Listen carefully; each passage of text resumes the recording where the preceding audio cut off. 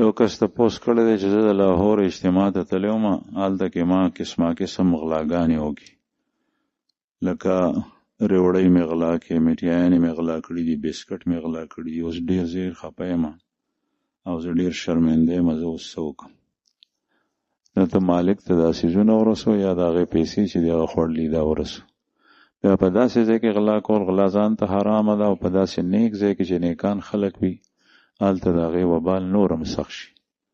لکه غلا کول حرام دي، په جومات کې یو سړی غلا وکړي د دې سزا نور هم سخته شي، ځکه چې د دې اثر دا وي چې خلکو د جومات سره بدګماني پیدا شي، داسې خو ځایونو سره د خلکو بدګماني پیدا شي. ته د خلکو د پاره د رکاوټ ذریعه جوړ شي چې تا په هغه ځای کې په اجتماع کې چې خلک د خپل اصلاح لپاره راغلي او ته غلا وکړه، نو ګناه د پاسه ګناه ده ګناه د پاسه ګناه ده.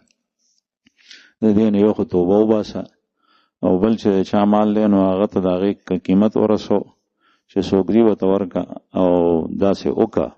دا سزا دومره ضروري ده چې بیا تا نه د عادت رک شي.